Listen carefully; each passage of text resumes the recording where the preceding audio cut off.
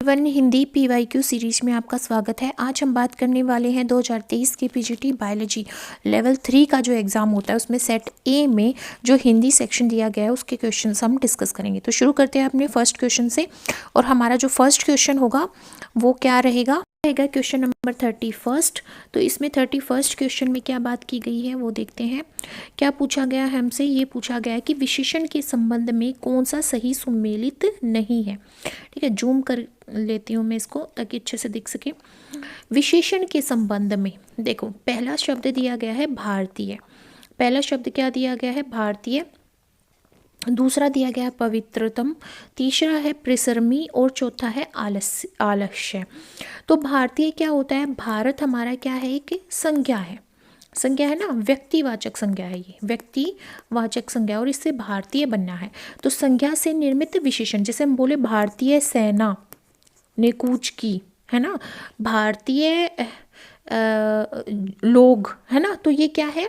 हमारा संख्या। यहाँ पे जैसे लोग हो गया, सेना हो गई, है ना, समूहवाचक संज्ञा है, लोग हमारे क्या जातिवाचक संज्ञा है। इनके बारे में भारतीयता विशेषण का काम कर रही है। जब मैं ऐसे लिख रही हूँ कि भारतीय सेना या भारतीय लोग, है ना। पवित्रतम विशेषण की उत्तरावस्था। उत्तरावस्था क्या होती है?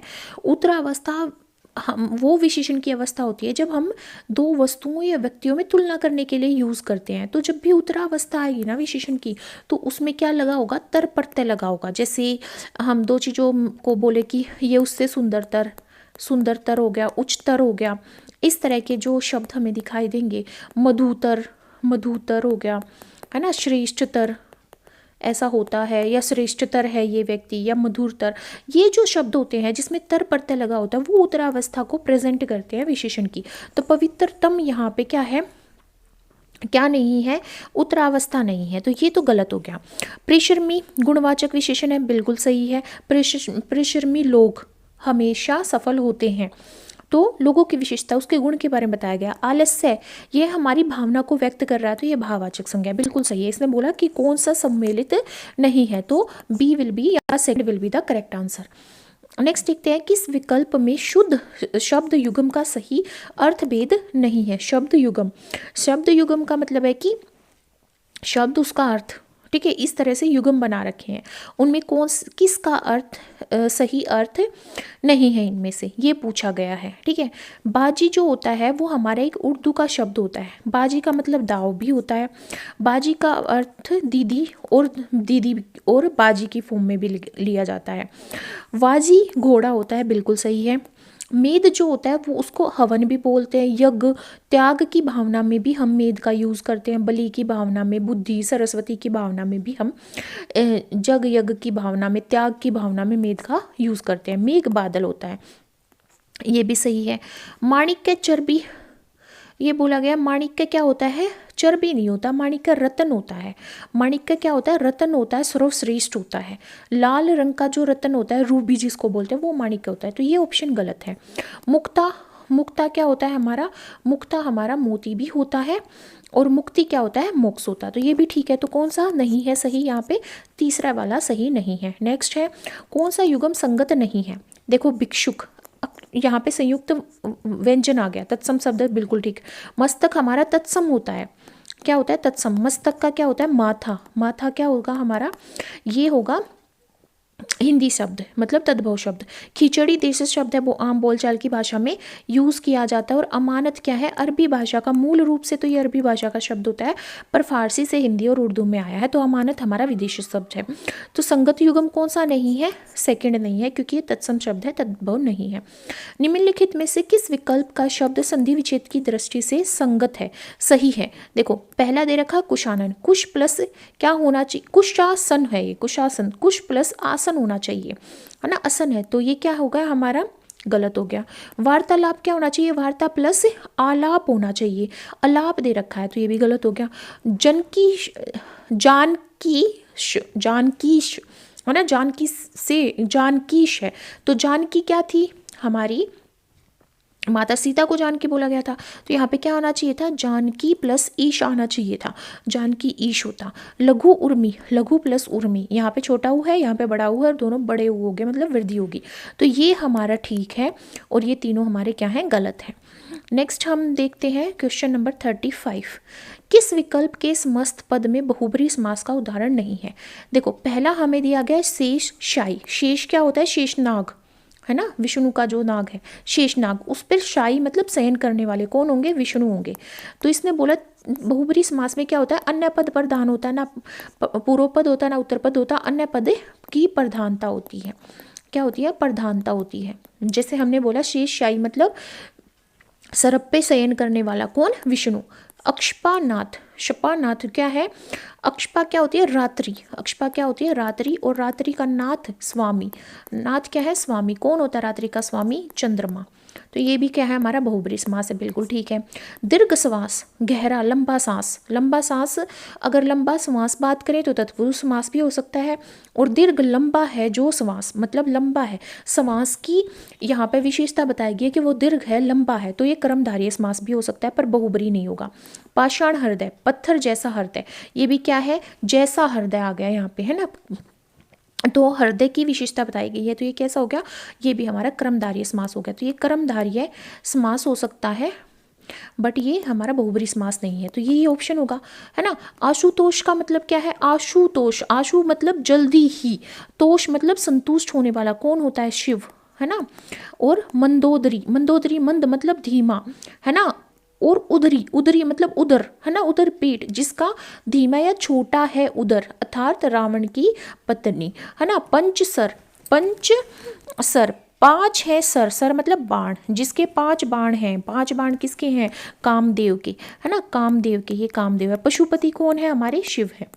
तो ये सारे बहुब्री हैं, बस यहाँ पे ये बहुब्री नहीं है, कर्मधारय समास में आएगा।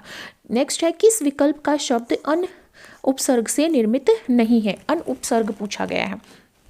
देखो, इसमें हमारा अनंतर है, अनीति है, अनिष्ट है, अनाचार है। अन उपसर्ग से कौन सा नहीं बना?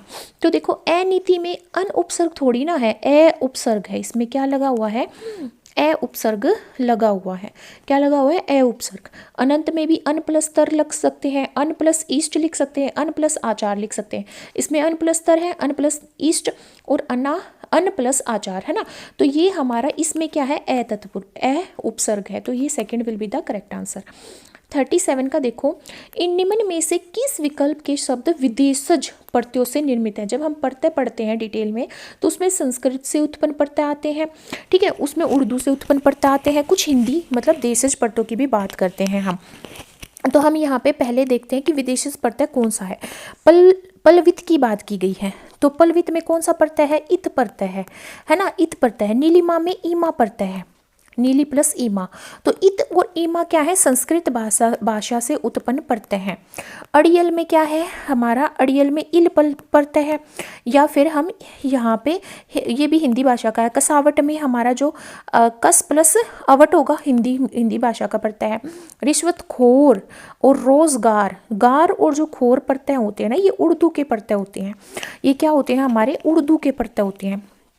जैसे आदमखोर, चुगलखोर, रिश्वतखोर, और गार में देखें तो खिदमतगार, मददगार, गुनहगार, ये क्या है? उर्दू के प्रत्यय हैं। तो उर्दू के हैं, हमारी हिंदी या संस्कृत से नहीं आए, क्योंकि हिंदी किससे उत्पन्न हुई है? संस्कृत से, है ना। तो संस्कृत और हिंदी के प्रत्ययों को छोड़ के जो भी किसी और भाषा से आएंगे वो विदेशीज होंगे। तो ये उर्दू भाषा से आए हैं। रिश्वतखोर, खिदमतगार, मददगार, गुनहगार, आदमखोर, चुगलखोर, रिश्वतखोर, है ना। तो ये क्या है? हमारे विदेशीज हैं। झगड़ालू में भी और हठीला में भी हिंदी पढ़ता है। नेक्स्ट है, पर्यायवाची शब्दों के संबंध में कौन सा विकल्प अनुचित है, जो उचित नहीं है? देखो, चंद्रमा, चंद्रमा के पर्यायवाची हिमकर सही है, अमृतांशु भी सही है, मेहताब भी सही है। गरुड़ का खगनाथ, खगनाथ तो सही है। वृष भी किसको बोला जाता है? गाय को बोला जाता है, गाय को। और भद्रा क्या होती है? भद्रा कल्याणकारी, दुर्गा को भी बोला गया है और गंगा को भी भद्रा बोला गया है ना। तो ये तो गरुड़ के नहीं है, गरुड़ का सिर्फ यहाँ पे खगनाथ सही है, तो ये तो हमारा अनुचित है। चंदन का गोरोचन भी ठीक है, मलयज और सर्पावास ये भी ठीक है। गंगा का अमर तटिनी, अद्रिचा और सुरसरी ये भी ठीक है। तो गरुड़ का यहाँ पे सिर्फ खगनाथ सीख है और दोनों गलत है। नेक्स्ट क्वेश्चन देखते हैं हम यहाँ पे। नेक्स्ट क्वेश्चन है, वर्तनी की दृष्टि से किस विकल्प के सभी शब्द शुद्ध हैं? पहले देखो, पहले में क्या दिया गया है, इसको थोड़ा जूम आउट कर लेते हैं। पहले क्वेश्चन में वर्तनी की दृष्टि से किस विकल्प के सभी शब्द जो हैं शुद्ध हैं, इनमें से कौन से के शब्द जो हैं वो शुद्ध हैं वो देखा गया है। अभ्यर्थी दे रखा है, अभ्यर्थी नहीं होता, अभ्यर्थी होता है, ठीक है। त्योहार यहाँ पे ठीक है, ठीक लिखा हुआ है। याज्ञवल्क्य ठीक लिखा हुआ है। हस्तक्षेप भी सही लिखा हुआ है। मैथिली होता है, मैथिली नहीं होता, मैथिली होता है। अहिल्या सही लिखा हुआ है। वही देही ये भी सही लिखा हुआ है। वापस नहीं होता, वापस होता है, तो इसमें वापस गलत है, इसमें मैथिली गलत है और इसमें अभ्यर्थी गलत है, अभ्यर्थी होता है, ठीक है। तो ये second will be the correct answer. Next है, महात्मा गांधी ने भारत को आज़ाद कराया। उक्त वाक्य में रेखांकित शब्द कर्मश है। महात्मा गांधी, देखो यहाँ पे संज्ञा पूछी गई है, तो महात्मा गांधी क्या है, व्यक्तिवाचक संज्ञा है ना, व्यक्तिवाचक संज्ञा है। और भारत भी क्या है, व्यक्तिवाचक संज्ञा, तो ये भी व्यक्तिवाचक संज्ञा और ये भी व्यक्तिवाचक संज्ञा, तो third will be the correct answer.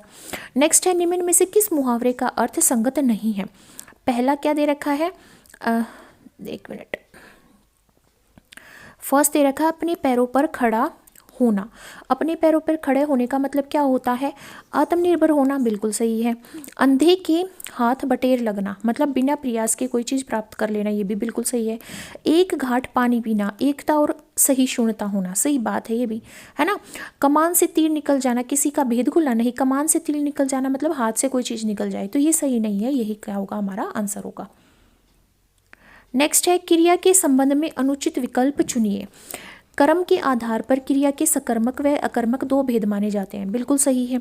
सकर्मक वो क्रिया होती है जिसमें क्रिया का प्रभाव कर्म पे पड़ता है ना। जैसे मैं बोलूँ रेखा पत्र लिख रही है, एक मिनट, ये मेरा स्टाइलिश नहीं चल रहा, रेखा पत्र लिख रही है, लिख रही है, तो यहाँ पे लिखने का प्रभाव पत्र पे पड़ रहा है, तो पत्र यहाँ पे कर्म है और लिखना क्या है, क्रिया है। तो जब क्रिया का प्रभाव कर्म पे पड़े वो सकर्मक क्रिया होता है। राम रोता है, रोता है, इसमें कोई भी कर्म नहीं है, क्रिया का प्रभाव कर्ता पे पड़ रहा है, तो ये क्या है, अकर्मक क्रिया। तो क्रिया के दो भेद होते हैं, सभी प्रेरणार्थक क्रियाएं कर्मक होती हैं, नहीं सकर्मक भी हो सकती हैं। प्रेरणार्थक क्रिया वो होती है जिसमें किसी और को काम करने की प्रेरणा देता है कर्ता, जैसे पिता पुत्र से पत्र लिखवाता है, ये प्रेरणार्थक क्रिया है, ये बिल्कुल सही है। बतियाना, लठियाना, अपनाना, ये क्या होती है, नाम धातु क्रिया। तो यहाँ पे ये ऑप्शन जो है ये क्या है हमारा, गलत है, अनुचित है। देखो एस्टेट में यही पूछा जाता है कि अनुचित कौन सा है, असत्य कौन सा है, गलत कौन सा है ना, तो ये ध्यान रख के हमें आंसर करना पड़ता है। देखो अब ये क्वेश्चन क्या है हमारा, थोड़ा इस बड़ा क्वेश्चन है तो थोड़ा जूम कम होगा।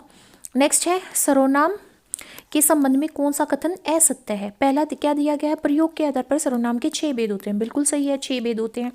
कोई तथा कुछ अनिश्चयवाचक सर्वनाम है, बिल्कुल सही है। कोई और कुछ, हमें नहीं पता कौन, तो अनिश्चयवाचक सर्वनाम है।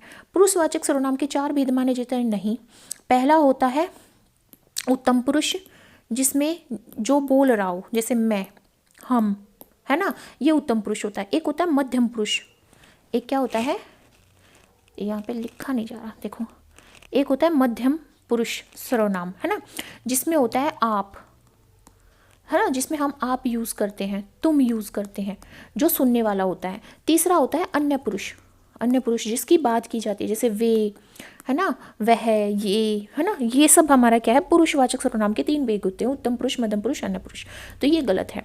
जिस सर्वनाम से वक्ता के पास अथवा दूर की किसी वस्तु का बोध होता है उससे निश्चयवाचक सर्वनाम कहते हैं, ये भी बिल्कुल ठीक है। तो यहाँ पे क्या है, थर्ड गलत है और थर्ड ही क्या होगा, करेक्ट आंसर होगा, क्योंकि यह सत्य पूछा गया है। किस विकल्प में विपरीत अर्थक युग्म असंगत है। देखो पहला क्या दिया गया, न्यूतन, न्यूतन का क्या होता है, पुरातन, है ना, न्यूतन मतलब नया, पुरातन मतलब पुराना, दुराश्चय और सदाश्चय, ये भी ठीक है। दनुज और दानव, दोनों का तो सेम ही अर्थ हुआ ना, दनुज और दानव, दोनों का अर्थ क्या होता है, राक्षस, है ना, राक्षस होता है। पर यहाँ पे विपरीतार्थक पूछा गया, ये दोनों विपरीत हैं, ये भी विपरीत है, पर ये तो विपरीत नहीं है। जंगम मतलब सथावर, ये भी ठीक है। तो यहाँ पे ये गलत है और यही हमारा करेक्ट आंसर है। नेक्स्ट है, वाक्यांश के लिए एकल शब्द के संबंध में अनुचित युग्म है, मतलब एक वाक्यांश है, वाक्यांश का एक शब्द जो कानून की दृष्टि से उचित न हो, अवैध, सही है। जिसमें कोई छिद्र न हो, निरंधर नहीं, वो रंधर होता है, क्या होता है, रंधर होता है। जिसमें कोई छेद न हो, रंधर होता है। समुद्र में लगने वाली आग, दावानल, बिल्कुल सही है। जो भोजन रोगी के लिए उचित है उसको क्या बोलते हैं, पथ्य, पचने वाला, पचने योग्य। तो यहाँ पे गलत क्या है हमारा, ये सेकंड है, यहाँ पे रंध्र आना चाहिए था, निरंतर दे रखा है।